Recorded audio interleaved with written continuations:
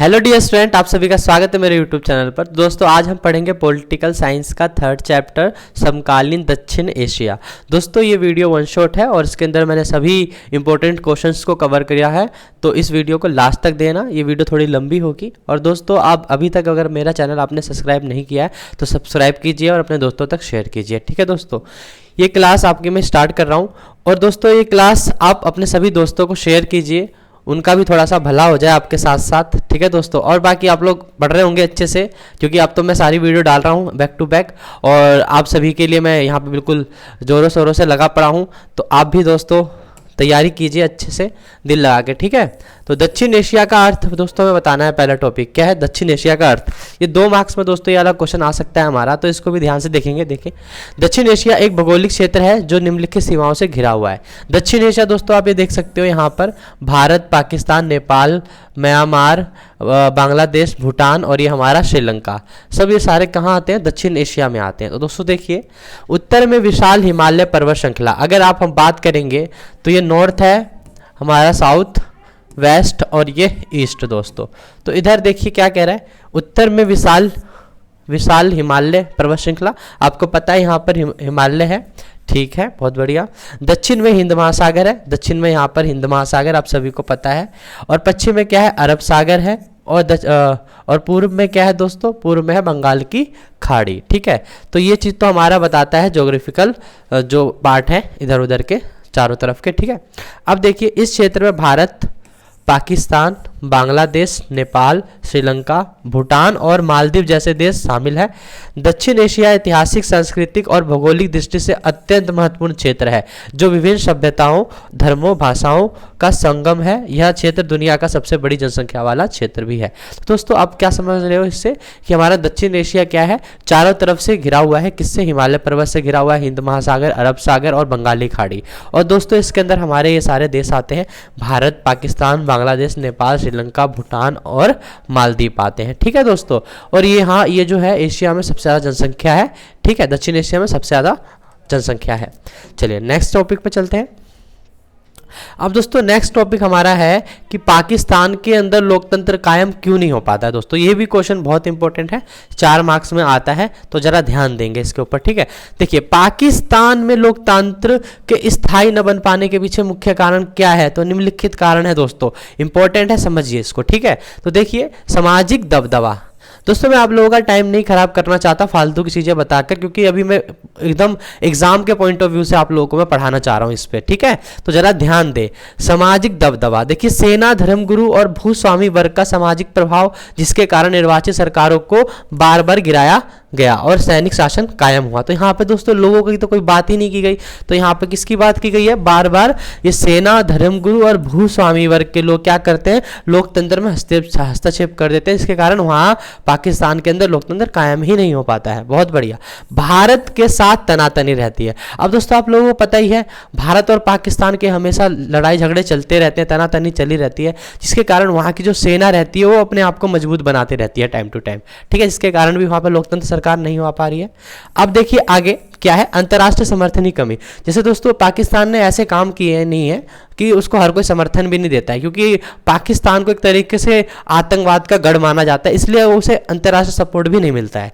ठीक है, तो देखिए पाकिस्तान को लोकतांत्रिक शासन के लिए पर्याप्त अंतर्राष्ट्रीय समर्थन नहीं मिला, जिससे सेना का प्रभुत्व मजबूत हुआ। ठीक है, मतलब सेना ही यहाँ पर दबदबा चला रखी है और कायम है। ठीक है, देखिए पश्चिम देशों का समर्थन।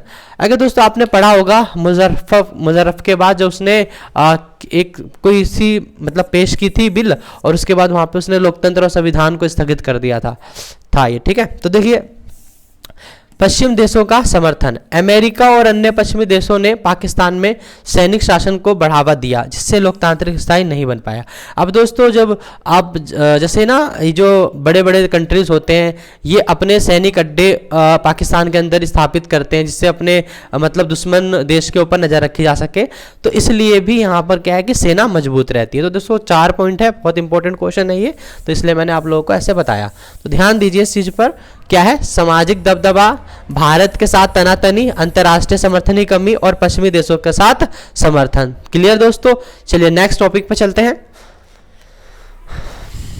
नेक्स्ट टॉपिक है दोस्तों हमारा नेपाल के लोगों ने निम्नलिखित तरीकों से अपने देश में, मतलब नेपाल के अंदर किस तरीके से लोकतंत्र को बहाल किया गया।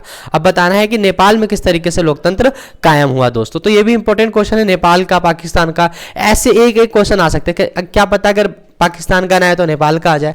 दोस्तों पढ़ना जरूरी है, ठीक है, छोड़ेंगे कुछ भी नहीं, आपके एग्जाम से ही रिलेटेड सारी चीजें पढ़ाएंगे दोस्तों, ठीक है, तो बने रहिए। संवैधानिक राजतंत्र, देखो जब नेपाल के अंदर शुरू में संवैधानिक राजतंत्र था, राजा अपने सैनिकों के द्वारा पूरे देश के ऊपर कब्जा कर रखा था उसने, ठीक है। और देखिए उसके बाद क्या हुआ, लेकिन लोकतंत्र समर्थक आंदोलन के दबाव में आके राजा ने लोकतंत्र को स्वीकार किया और वहां पे संवैधानिक राजतंत्र बना। उसके बाद देखिए माओवादियों का संघर्ष।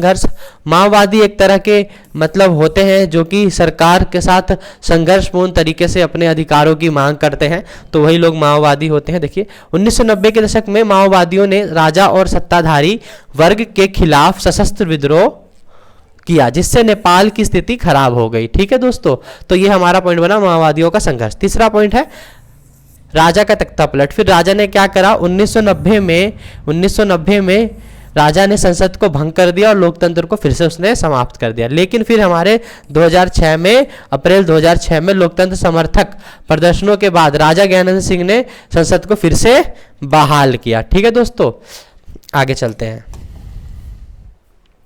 अगला पॉइंट है संविधान सभा और संविधान। देखिए फिर वहां पर क्या हुआ, जब ज्ञानेंद्र सिंह ने वहां पे संसद को दोबारा से कायम किया तो उसके बाद फिर वहां का संविधान सभा का गठन हुआ और हाल ही में नया संविधान वहां पे बनकर तैयार हुआ और लागू हुआ दोस्तों। छठा पॉइंट, माओवादियों का समर्थन। अब जो माओवादी जो हिंसक कार्यवाही कर रहे थे, अब उन्होंने हिंसक रास्ता छोड़ दिया और उन्होंने भी लोकतांत्रिक प्रक्रिया में विश्वास जताया, जिससे निर्वाचित सरकार की स्थापना हुई। और आज के समय में जहां प्रधानमंत्री KP ओली शर्मा है और राष्ट्रपति विद्या सिंह भंडारी है, ठीक है दोस्तों। तो ये क्वेश्चन हुआ हमारा पूरे।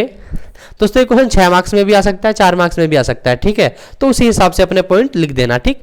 अब देखिए यहाँ पर क्या है, संवैधानिक राजतंत्र था वहां पर शुरू से ही नेपाल के राजा ने लगा रखा था, ठीक है। उसके बाद माओवादियों का संघर्ष हुआ, ठीक है, राजा का तख्ता पलट, मतलब राजा ने तख्ता पलट कर दिया 1990 में। और 2006 में लोकतंत्र बहाल हुआ वहां पर ज्ञानेंद्र सिंह के नेतृत्व में, ठीक है। फिर उसके बाद से यहाँ पर क्या होने लग गया, संविधान का गठन हुआ और संविधान लागू किया गया और माओवादियों ने भी इसका समर्थन दिया। और आज के समय में KP शर्मा ओली वहां के राष्ट्रपति है, ठीक है, बहुत बढ़िया दोस्तों। चलिए नेक्स्ट पॉइंट पे चलते हैं। अब हमारा नेक्स्ट पॉइंट क्या है, नेक्स्ट पॉइंट है हमारा श्रीलंका में जातीय संघर्ष में प्रमुख भूमिका सिंहाली समुदाय और तमिल समुदाय की रही। तो हमें बताना है कि श्रीलंका की जातीय संघर्ष की भूमिका बतानी है, ठीक है, क्या कैसा रहा वहां पे, ठीक है दोस्तों। तो आइए देखिए, सिंहाली समुदाय, पहला तो सिंहाली समुदाय समझ लो क्या होता है। देखिए सिंहाली समुदाय या सिंहाली राजनीतिक या श्रीलंका की राजनीति पर सिंहाली समुदाय का दबाव या दबदबा था, जो भारत से आए तमिलों के खिलाफ था और मानते थे कि श्रीलंका सिर्फ सिंहाली लोगों का है। उन्होंने तमिलों के साथ भेदभाव किया, जिससे तमिलों में असंतोष बढ़ा, ठीक है दोस्तों। अब यहाँ पे वन शॉट में मैं आपको बताऊं तो क्या है कि सिंहाली लोग उनसे ज़्यादा नफरत कर रहे थे तमिल लोगों से, क्योंकि वो घुसपैठिए बन गए थे, तमिलनाडु से आके श्रीलंका में बस गए और वहाँ पे उन्होंने अपनी मांगे करना चालू कर दिया, ठीक है। देखो तमिल समुदाय, तमिलों ने भेदभाव के खिलाफ तमिल राष्ट्रवाद की आवाज उठाई और 1983 में लिट्टे नामक गठन का स्थापना किया, जो श्रीलंका के उत्तरी पूर्वी हिस्से में एक अलग तमिल राज्य की मांग कर रहा था, तमिल इलम की। लिट्टे ने श्रीलंकाई सेना के खिलाफ सशस्त्र विद्रोह किया, ठीक है। और भारत की भूमिका इसमें क्या रही दोस्तों, 1987 में भारत ने श्रीलंका में शांति स्थापना के लिए अपनी सेना भेजी, लेकिन 1989 में भारतीय सेना को बिना किसी सफलता के वापस बुला लिया गया, ठीक है। और इसी प्रकार श्रीलंका के जातीय संघर्ष में तमिल और सिंहाली दोनों समुदाय की मुख्य भूमिका रही। तो श्रीलंका में क्या था, सिंहाली लोगों का समुदाय की मेजोरिटी थी, जिसमें तमिल लोग घुसपैठिए थे और इसी से सिंहाली लोग अपने आप को इनसिक्योर महसूस करते थे। लेकिन तमिल वाले लोग भी वहाँ पे अपने एक अलग ही राज्य की मांग कर रहे थे, जिसके चलते वहाँ पे युद्ध हुआ और भारतीय सेना भी वहाँ पे पहुंची, लेकिन वो बिना सफलता के आ गई वापस, ठीक है। तो दोस्तों यही पॉइंट था, इसको याद कीजिए, सिंहाली समुदाय, तमिल समुदाय और भारत की भूमिका। दोस्तों इसको लिखिए और इसको लर्न कीजिए दोस्तों, बहुत बढ़िया। चलते हैं आगे। देखिए हमारा अगला क्वेश्चन है, भारत और पाकिस्तान के बीच हाल ही में हुए कुछ प्रमुख समझौते निम्नलिखित बताने हैं।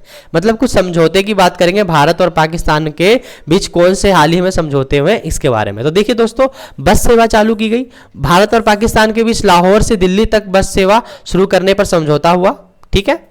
दूसरा, शांति घोषणा 1999 हुई, फरवरी 1999 में दोनों देशों ने शांति घोषणा पत्र पर हस्ताक्षर किए और डाक सेवा को फिर से चालू करने का निर्णय लिया, ठीक है। बस सेवा चालू किया दिल्ली से लाहौर तक की, ठीक है, और शांति घोषणा पत्र पर हस्ताक्षर किए गए।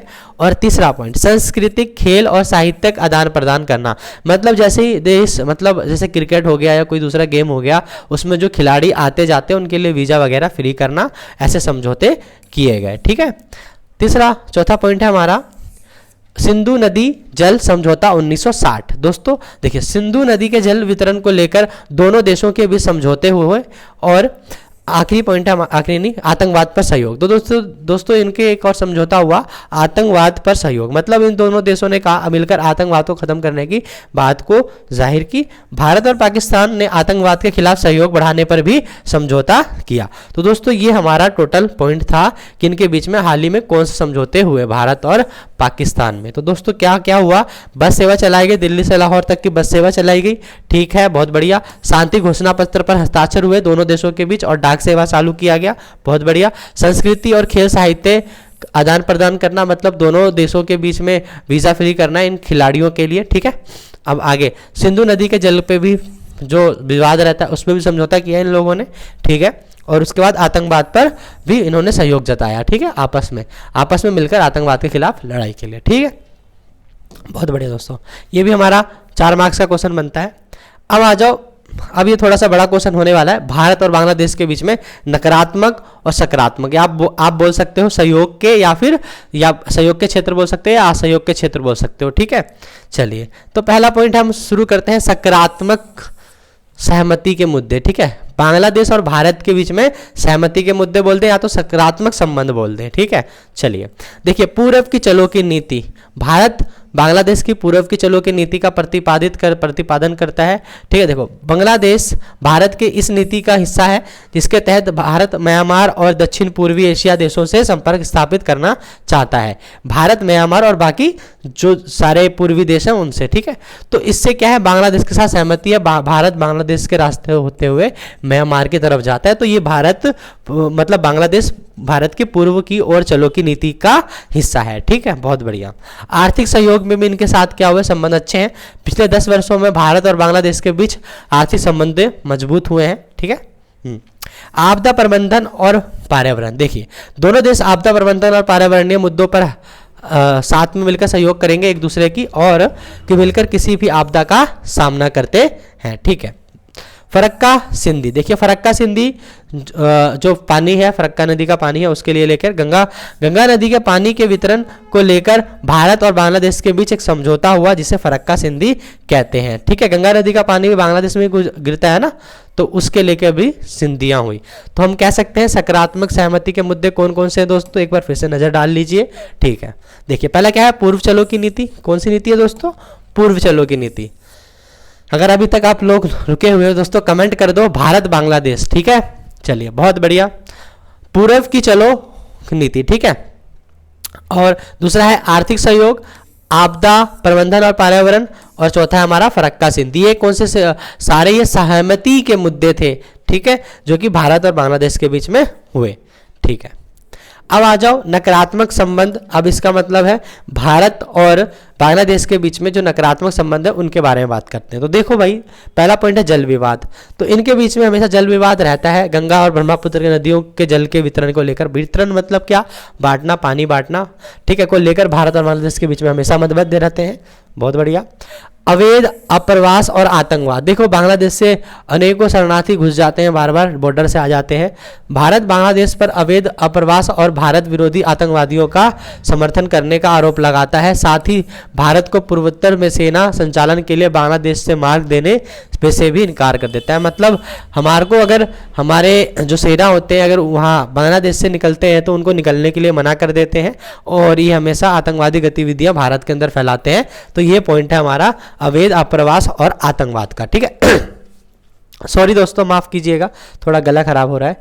प्राकृतिक गैस निर्यात। अब देखो जो हमारा भारत देश है, बांग्लादेश के थ्रू म्यांमार और अन्य पूर्वी देशों के साथ वो गैस प्राकृतिक तेल को प्राकृतिक जो है चीज़ों को वो सप्लाई करता है, लेकिन बांग्लादेश बीच में आकर अनुमति नहीं देता है। देखो बांग्लादेश म्यांमार से होकर भारत को प्राकृतिक गैस निर्यात करने की अनुमति नहीं देता, जिससे दोनों देशों के बीच में तनाव बना रहता है। बहुत बढ़िया। सीमा सुरक्षा देखो, बांग्लादेश के सीमा सुरक्षा, दोस्तों मैंने यहाँ पे उल्टा बोल दिया क्या? हाँ, म्यांमार से होकर भारत को प्राकृतिक गैस निर्यात करते हैं, ठीक है ना? तो ठीक है। सीमा सुरक्षा देखो, बांग्लादेश के सीमा सुरक्षा बल भारतीय सीमा पर तैनात सैनिकों पर अक्सर हमले करते हैं, जो एक प्रमुख विवाद का कारण है। मतलब कि क्या है कि बांग्लादेशी जो सेना है वो भारत के सेना बॉर्डर पर फालतू में गोलियां वगैरह चलाते रहते हैं, जिससे भी इनके बीच में क्या है, विवाद है। दोस्तों तो असहमति के मुद्दे कौन कौन से हमारे बीच में? जल विवाद, अवैध आप्रवास और आतंकवाद। बहुत बढ़िया। प्राकृतिक गैस निर्यात और सीमा सुरक्षा। प्राकृतिक गैस निर्यात करने नहीं देता म्यांमार को भारत, मतलब म्यांमार को आने नहीं देता भारत की तरफ बांग्लादेश से होकर, जिसके कारण भी क्या रहता है, इनके बीच में विवाद रहता है। चलिए बहुत बढ़िया, नेक्स्ट पॉइंट पर चलते हैं। अब दोस्तों नेक्स्ट पॉइंट है हमारा, दक्षिण एशिया में द्विपक्षीय संबंधों को बाहरी शक्तियां महत्वपूर्ण रूप से प्रभावित करती है और यह प्रभाव शीत युद्ध के दौरान और उसके बाद भी देखा जा सकता है। दोस्तों कैसे दो देशों के बीच में तीसरा देश आकर बीच में दखलंदाजी करता है, ये बताना है, या कि कैसे वो हस्तक्षेप करता है। ऐसे मान लो भारत और पाकिस्तान के बीच में कोई तीसरा देश आकर हस्तक्षेप करता है, क्वेश्चन का मतलब यही है। तो उसी के बारे में बताना है, कैसे प्रभावित करते हैं बाहरी शक्तियां। तो आओ, पहला क्या पॉइंट है, भारत और पाकिस्तान। तो आप देख सकते हो 1971 के युद्ध में बाहरी शक्तियों ने हस्तक्षेप किया। अमेरिका जो शीत युद्ध के दौरान पाकिस्तान का समर्थक था, अब भारत के साथ संबंध सुधार चुका है। वहीं चीन पाकिस्तान का समर्थन करता है और खासकर कश्मीर मुद्दे पर तो करता ही है। तो यहाँ पे देख रहे हो भारत और पाकिस्तान के बीच में चल रही है लड़ाई, लेकिन यहाँ पे चीन उसका पाकिस्तान का समर्थन कर रहा है। लेकिन इसका मतलब क्या है कि बाहर के जो देश है वो द्विपक्षीय संबंधों में जो है टांग अड़ाते हैं हमेशा। देखिए भारत और नेपाल, देखिए चीन ने समय समय पर भारत नेपाल संबंधों में हस्तक्षेप किया है, जिससे भारत असहज है और चीन भारत को दक्षिण एशिया में एक भविष्य खतरे के रूप में देखता है और इस कारण कूटनीतिक तौर पर भारत को कमजोर करने की कोशिश करता है। क्या करता है चीन? हमेशा से भारत को कमजोर करने की कोशिश करता है, क्योंकि चीन जानता है कि भारत एक दिन विश्व शक्ति बनेगा, इसलिए वो हमेशा भारत को दबाने की और कमजोर करने की कोशिश करता रहता है। ठीक है, तो हमारे 2 पॉइंट हो गए इसके, भारत और पाकिस्तान। इसमें अमेरिका पाकिस्तान का पक्ष में था और चीन भी, लेकिन अब भारत साथ अमेरिका अपने संबंध को सुधार रहा है। भारत और नेपाल के बीच में चीन हमेशा से हस्तक्षेप कर रहा है। ठीक है, आइए नेक्स्ट पॉइंट है हमारा, अमेरिका का प्रभाव। अब देखिए दोस्तों, अमेरिका का प्रभाव, देखिए अमेरिका ने पाकिस्तान को समर्थन दिया, ठीक है, लेकिन भारत के साथ उसके संबंध भी मजबूत हुए। ठीक है, और अमेरिका दक्षिण एशिया को एक बाजार के रूप में देखता है और इसी के कारण इसकी शक्ति और सुरक्षा अमेरिका कंपनियों के लाभ से जुड़ी हुई है। इसलिए अमेरिका कई बार द्विपक्षीय संबंधों में मध्यस्थ की भूमिका निभाता है, क्योंकि आप जानते ही हो अमेरिका जो है सर्विसेज प्रोवाइड कराता है और ये दोनों देशों के बीच में एक देश का इसलिए आप पक्ष नहीं ले रहा क्योंकि उससे उसका स्वार्थ जुड़ा पड़ा है। वो क्या करता है? मध्यस्थ की भूमिका निभाता है, मतलब दोनों देशों में वो कॉम्प्रोमाइज कराता है अमेरिका। ठीक है, तो अमेरिका का प्रभाव तीसरा पॉइंट है। ठीक है, तो भारत और पाकिस्तान, भारत और नेपाल, और ये कौन सा पॉइंट रहा हमारा? अमेरिका का प्रभाव। बहुत बढ़िया दोस्तों। अब देखिए अगला हमारा जो टॉपिक बन रहा है दक्षेश। दोस्तों ये भी इंपॉर्टेंट है, दक्षेश इंपॉर्टेंट टॉपिक है, इंपॉर्टेंट क्वेश्चन है, इसको नोट कीजिए। ठीक है, आइए देखिए दोस्तों, दक्षेश की भूमिका बतानी है और सीमाएं बतानी है। देखो भूमिका, 1985 में दक्षिण एशियाई देशों ने दक्षेश नामक संगठन को बनाया। ठीक है, और जिसका उद्देश्य आर्थिक सहयोग करना था। क्या था दोस्तों? आर्थिक और क्षेत्रीय विकास को बढ़ावा देना था, मतलब जितने भी दक्षेश देश हैं उनके बीच में आर्थिक सहयोग को बढ़ाना। ठीक है, और इसके तहत साफ्टा दक्षिण एशिया मुक्त व्यापार समझौता को 2004 में स्वीकृति मिली और 1 जनवरी 2006 से लागू किया गया। साफ्टा दोस्तों, साफ्टा क्या है? दक्षिण एशियाई मुक्त व्यापार समझौता, जो कि 2004 में इसको स्वीकृति मिली थी और 1 जनवरी 2006 से लागू कर दिया गया। बहुत बढ़िया दोस्तों, ऐसे ही लगे रहो, पढ़ते रहो और अपने एग्जाम के अंदर फोड़ दो ना दोस्तों। ठीक है, चलिए, जिसका लक्ष्य व्यापारिक सीमा शुल्क को 20% तक कम करना था। हालांकि इस संगठन का मुख्य उद्देश्य दक्षिण एशियाई देशों के बीच आर्थिक सहयोग को बढ़ाना था, लेकिन यह बहुत ज़्यादा सफल नहीं हो सका। दोस्तों इस क्वेश्चन में क्या समझ रहे हो आप कि दक्षेश की स्थापना हुई थी कब? 1985 में। उसी के तहत इन्होंने क्या कहा था? आर्थिक सहयोग को बढ़ाने के लिए कहा था, और साफ्टा का निर्माण किया उन्होंने 2004 में, और इसको लागू किया गया 1 जनवरी 2006 को। और इसमें क्या बात कही गई थी कि 20% तक सीमा शुल्क को कम किया जाएगा। हालांकि इस संगठन का मुख्य उद्देश्य दक्षिण एशियाई देशों के बीच आर्थिक सहयोग को बढ़ाना था, लेकिन यह बहुत ज्यादा सफल नहीं हो सका दोस्तों। ठीक है, तो यही थी हमारी दक्षेश। 1985 में इसकी स्थापना हुई। ठीक है, अब आगे चलते हैं। इसकी आलोचना किन आधारों पर की जाती है? देखो दक्षेश के अंदर भारत भी है, पाकिस्तान में भी है, भारत भी है और पाकिस्तान भी है। तो इन दोनों देशों के बीच में क्या रहता है? तनातनी चलती रहती है। इसलिए जो है दक्षेश खास प्रभावी रूप से नहीं काम कर पाता है दोस्तों। देखिए भारत और पाकिस्तान विवाद, देखो भारत और पाकिस्तान के बीच चले संघर्ष और मतभेदों ने दक्षेश की प्रगति में बड़ी रुकावट या बाधा या अड़चनें डाली हैं दोस्तों। अगला पॉइंट है अविश्वास और मतभेद। देखिए दक्षिण एशियाई देशों में भारत के प्रति अविश्वास और आपसी मतभेदों के कारण सहयोग में कमी रही है। कई देशों ने भारत के प्रभाव से बचने के लिए सहयोग में संकोच किया है, जिससे संगठन की सफलता सीमित रही है। तो दोस्तों यही सारी कारण है, इसकी वजह से क्या रहता है, जो दक्षेश सही से काम नहीं कर पाता। भारत और पाकिस्तान के बीच में जो युद्ध चलते रहते हैं, और अविश्वास इसलिए रहता है क्योंकि भारत और पाकिस्तान के बीच में मतभेद रहते हैं। ठीक है, जिससे कोई खास इसके ऊपर ध्यान देता नहीं है। भारत से सहयोग के रूप में वो डरते हैं। आगे सुझाव क्या दिया है, मतलब सार्क को बचाने के लिए या सार्क को सही कारगर ढंग से चलाने के लिए क्या सुझाव होना चाहिए? तो देखिए दक्षेश को अपनी समस्याओं का समाधान करने के लिए बाहरी शक्तियों की सहायता के बिना आपसी बातचीत से सहयोग या समझौते पर ध्यान देना चाहिए। मतलब क्या है कि दक्षेश की आपस की एक मीटिंग मिलानी चाहिए। दक्षेश के जितने भी 8 देश है, 7 देश है, जो भी है, सबको एक साथ बैठना चाहिए और उनको आपस में बातचीत के माध्यम से समस्या का समाधान निकालना चाहिए, ना कि लड़कर। दूसरा क्या है, आसियान मॉडल को अपनाते हुए देशों को अनौपचारिक तरीके से बिना टकराव के संवाद और समझौते के रास्ते पर चलना चाहिए। मतलब बातचीत के तरीके से चलना चाहिए, नहीं कि सीधा लड़ाई उड़ाई पे उतर गए। तो बातचीत करने से भी क्या हो सकता है, समस्या का समाधान हो सकता है दोस्तों। ठीक है, अब देखिए अगला क्या है, तीसरा देशों को एक दूसरे पर विश्वास बढ़ाने के लिए कदम उठाने होंगे ताकि वह अपने मतभेदों को कम कर सके और सामूहिक रूप से विकास की दिशा में आगे बढ़ सके। ठीक है, आगे चलते हैं। आर्थिक विकास और क्षेत्रीय संगठन के महत्व को समझते हुए, किसको दोस्तों, आर्थिक विकास और क्षेत्रीय संगठन के महत्व को समझते हुए दक्षेश को अपने सदस्यों के बीच मजबूत साझेदारी और सहयोग बढ़ाने का प्रयास करना चाहिए। ठीक है, तो ये सारी चीजें करेंगे तो क्या होगा, दक्षेश अपने काम को सही तरीके से कर पाएगा। ठीक है, और यही चीज है दक्षेश की विशेषता और दक्षेश की आलोचना।